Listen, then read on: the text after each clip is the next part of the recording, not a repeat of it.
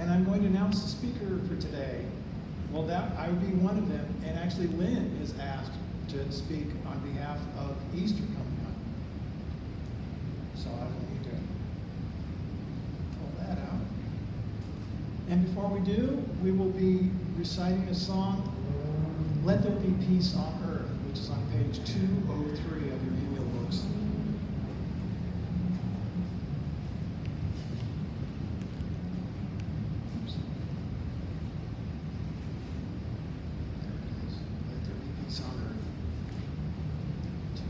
So it's going to be way in the back. Way in the back.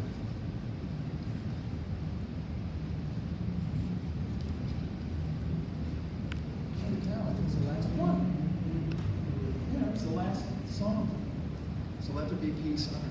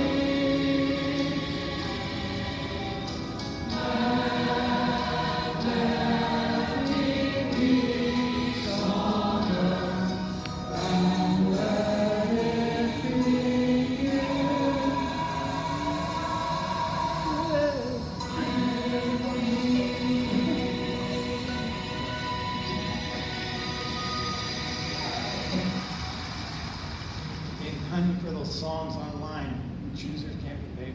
They just have to choose. So I would like to start my talk, which is entitled Life Lessons and Eastern Perspective. I read the book In Search of the Miraculous Healing into Consciousness by Elizabeth Nada Dalian. Her book is influenced by the teachings of George Gurdjieff and Osho. George was a Russian mystic, philosopher, and spiritual teacher, and Osho is an Eastern Indian spiritualist. We often behave differently from our true selves out of fear of rejection. In a simple example, my favorite color is blue. My friend may reveal that his favorite color is yellow. In order to remain accepted in the group, I will also say my favorite color is yellow. That may seem like a silly example because who really cares about color preferences? Unless you're married, then you are trying to decide the color to paint your house. That is a whole different matter. So let's switch to politics. Now that can hit a raw nerve with some people. It has broken up friendships, and I admit that I have gone along with opinions I don't agree with just to keep the peace. I have curtailed my truth. Eastern religions will tell us to be spiritual, we must be free of our desires. So we suppress those desires to achieve spirituality. The problem is we are not ready to give up those desires, and so a conflict develops within us. We are fighting with our egos. We will not succeed until we have at last the courage to do so. The secret is not to suppress those desires, but embrace them. Do not hide them, but recognize them for what they are. Understand the consequences of those actions and see it for what it really is. To ignore them is not dealing with the problem. That will just not go away. It will not resolve itself and only complicate your life. Unresolved conflicts here on earth follow us into the spirit world. Know this, and then we can begin to separate it from our consciousness. Here's a good quote from the book. When other people's opinions about you don't disturb you, you have found the way to your own inner power and center of being. There will always be someone who doesn't like you. It's just a matter of opposing energies that are not compatible. Have you noticed that if someone doesn't like you, that isn't enough? They must tell you that they don't like you, which is really an attack. We tend to defend ourselves to justify our opinions, and it's wasted energy. When we can stop doing that, people's behaviors towards us start to change. All our situations and interactions with people are designed for the purpose of learning. We may think that it's the classes we attend that is the learning part, and then it stops when those classes end. The classroom is all around us, and the teachers can come in any form. We can also fail so that the situation ends up repeating itself, giving us another chance. An example in my own life was walking along a busy street and stopping with a bunch of people at a stoplight. There was a policeman sitting on his motorcycle on the island dividing the lanes. The light turned green and I started to walk across the street. I looked at the green light. Oh, the light turned green, I started to walk, then the cop pointed a finger at me. I looked at the green light again, but returned to the corner. After a time, he motioned for us to walk. I became angry about this, mostly because of his attitude. I felt like he enjoyed this power. It ate at me for several days. I had failed the situation. A month later, I was driving on a highway in Nevada that requires headlights. I didn't realize it was required when I turned mine off to take a look at the GPS on my car, the screen on my car. A highway patrolman passed me, turned around, and pulled me over. He explained that he pulled me over because I didn't have my headlights on. Then he gave me a fix-it ticket for the front license plate because it wasn't there. In Nevada, this is not required, but he wouldn't hear it. I had another plate and frame, so I just installed them when I got home. I took the car to a highway patrol station headquarters to get the ticket signed off on. Even the patrol officer was confused because he knew the law, but he signed the ticket anyway. I was not angry at any of this, so I had passed the lesson. Do you notice at how you feel when someone is suffering? A woman screams, "Someone just stole my car!" We feel compassion for that woman and all the trouble that she's going to have. She will grieve for a while, for a time at her loss, and then the burden of having to replace it. How it is that we feel for someone when it didn't happen to us. Where does that come from, that compassion? It comes from our own personal experience of pain and suffering. We know what is going to happen. We have felt it ourselves. We could not have compassion if we never felt pain and suffering ourselves. So the next time you find yourself asking, why did this have to happen to me? It's a learning experience, another lesson of many that we must learn in order to become better human beings, more compassionate, and be more spiritual. Now I'd like to turn a little bit towards humor. Some of you might be familiar with the name Dave Barry. He's a writer, he writes the papers. He has a humorous column where he did for a while. And these are the 20 things that it took me 50 years to learn. 1, never, under any circumstances, take a sleeping pill and a laxative on the same night. That's good to know. 2, if you had to identify in 1 year in one word, the reason why the human race did not achieve and never will achieve its full potential, that word would be meetings. I thought that was good. Number 3, there is a very fine line between hobby and mental illness. If you think about it, there's some people that are really obsessed with their hobby to the point where you're not too sure about them. 4, people who want to share their religious views with you almost never want you to share yours with them. And I've run into that quite a few times. I see some nodding heads. 5, when God, who created the entire universe with all of its glories, decided to deliver a message to humanity, he will not use his messenger, a person on cable TV with a bad hairstyle. It's been a while since I've seen some of those. Number 6, you should not confuse your career with your life. And that's a really good one. That's not funny, that's serious stuff. Because workaholics, it's all about the work, all about the work. Number 7, no matter what happens, somebody will find a way to take it too seriously. And I'm sure you've all seen people like that. It's like, it's not that big a deal, but they're all over the place. It's like, oh my God, it's the end of the world. Number 8, when trouble arises and things look bad, there's always one individual who perceives a solution and is willing to take command. Very often, that individual is crazy. Number 9, nobody cares if you can't dance well. Just get up and dance. So that is interesting because I do have issues with that.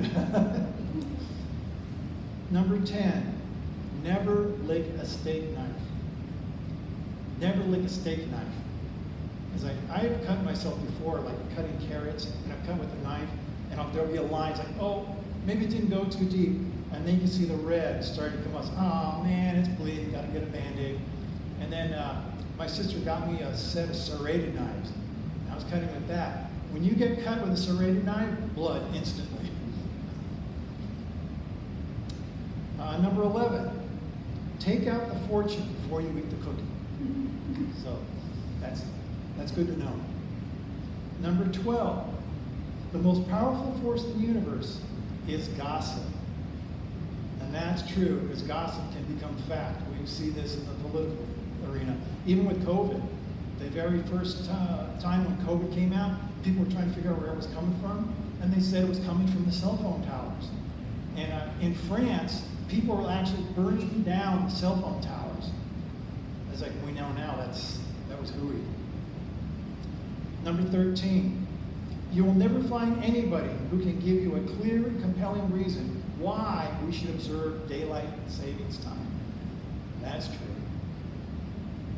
Number 14, you should never say anything to a woman that even remotely suggests that you think she's pregnant unless you can see an actual baby emerging at that moment.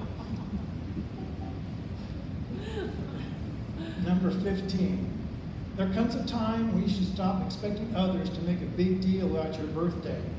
And that age is 11. That was fun.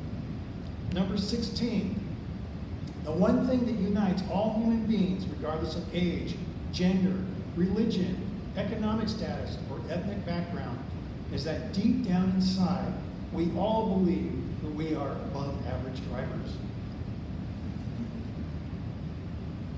Number 17, the main accomplishment of almost all organized protests is to annoy people who are not in them.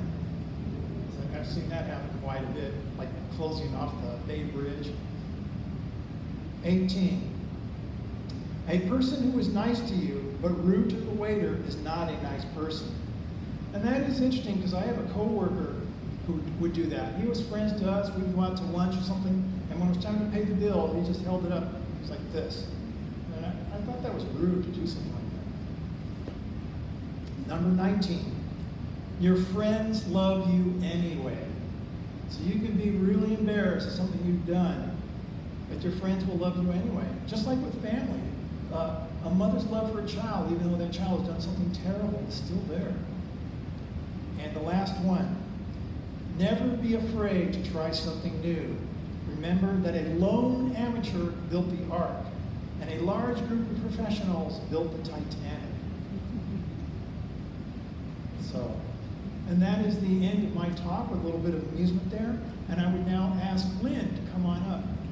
I will. She's going to come up and she's going to talk about the upcoming Easter holiday. Okay.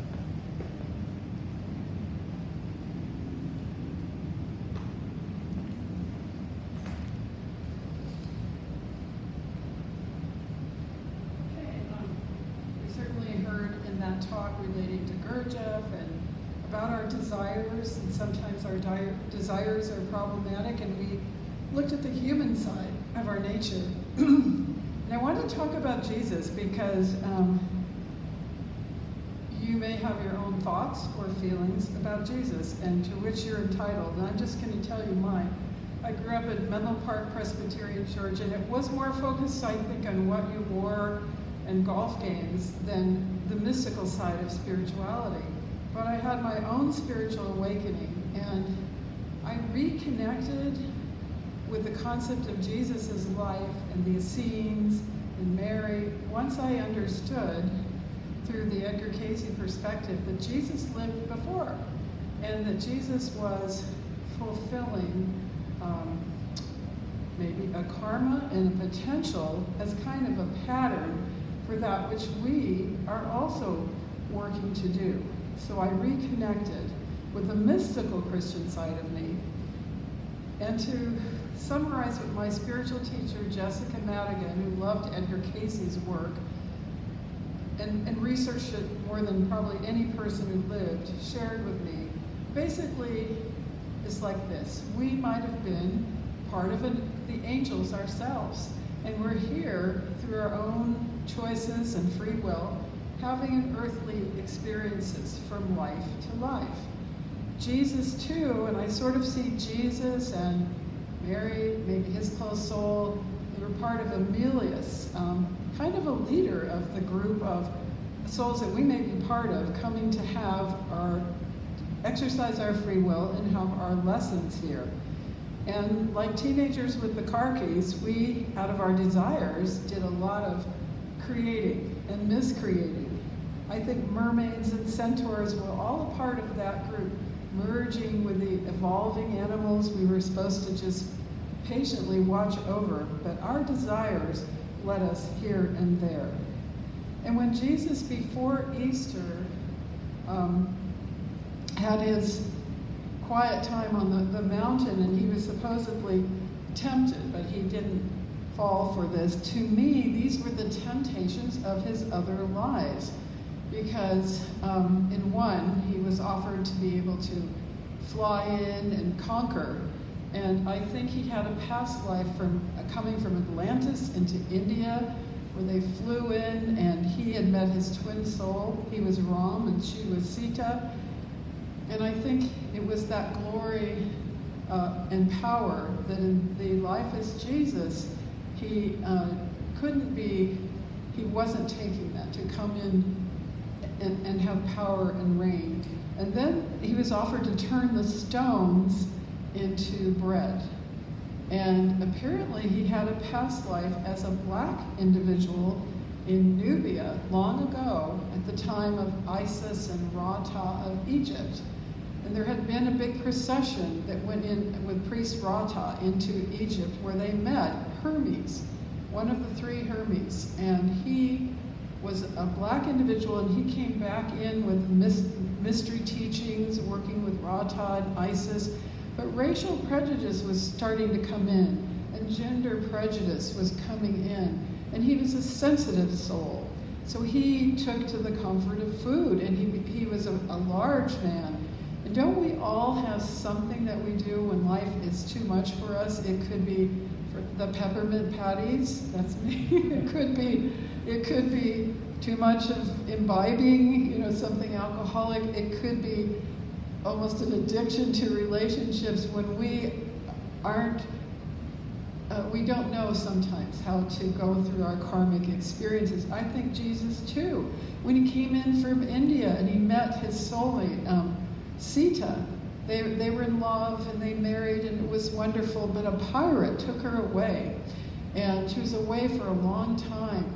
And she had a son, and it was really Ram's son, but he was so jealous of the pirate.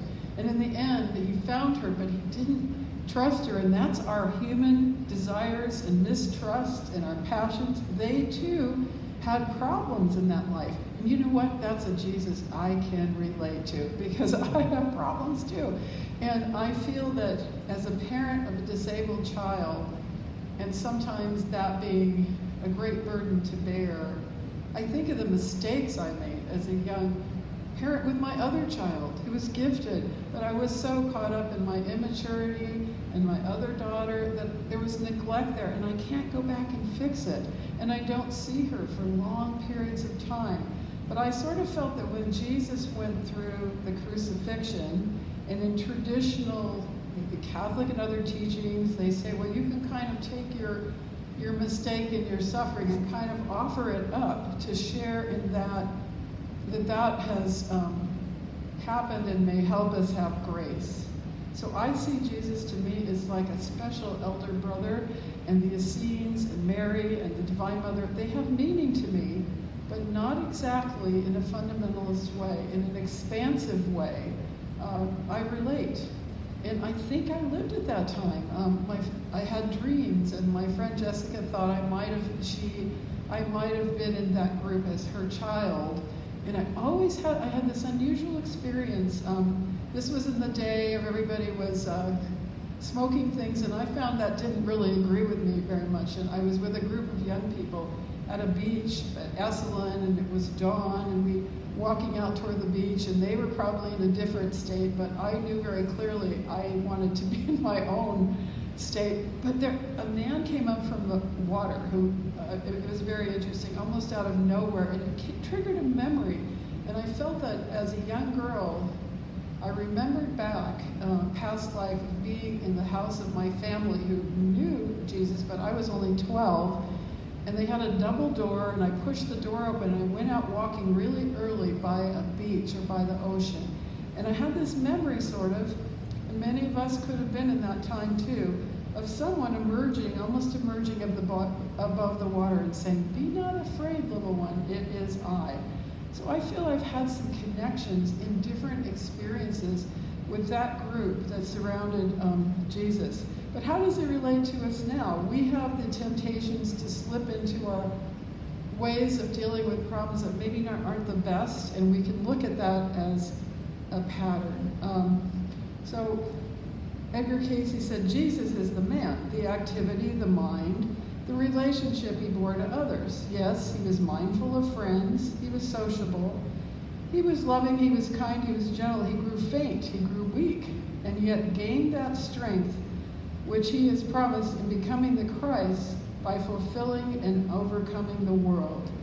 Ye are made strong in body, in mind, in soul, in purpose, by that power in Christ. The power then is in the Christ. The pattern is in Jesus. So what is Christ consciousness?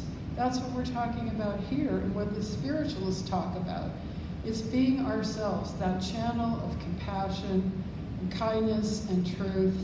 We enter the Christ consciousness. We fulfill our pattern, just as Jesus and Mary and the Essenes did in the lifetime in Palestine.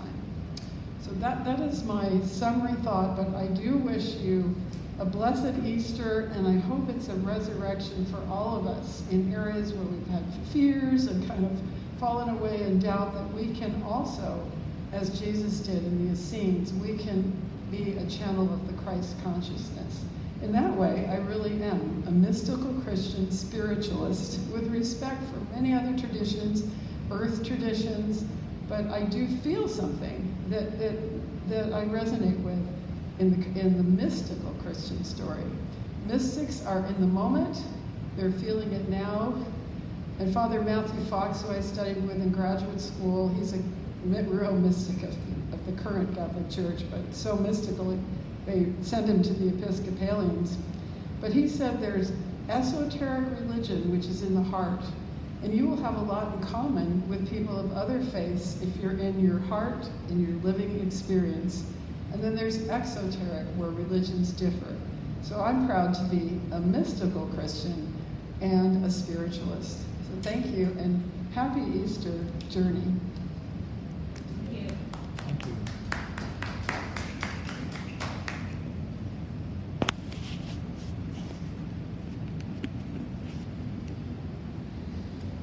Thank you, Lynn. Yeah, I've read before that Jesus had other lives, but you don't read too much about that. There's not a lot of people that believe that. That's more detailed information than I've heard before. Oh, my teacher wrote some booklets called The Past Lives of Jesus and Mary, and one of them is being broadcast from a station in Australia on YouTube. Oh. And I could let you guys know about that. Okay. Where you can actually listen to a computer read that story, Oh, okay. the early volumes of it. Does it have an Australian accent? The computer he chose doesn't, but he does. Okay. He does. It's improved, transformed from Australia. Okay, well, thank you. Now it is time for the love offering. So I will be passing the basket around here in a moment, so you may want to prepare.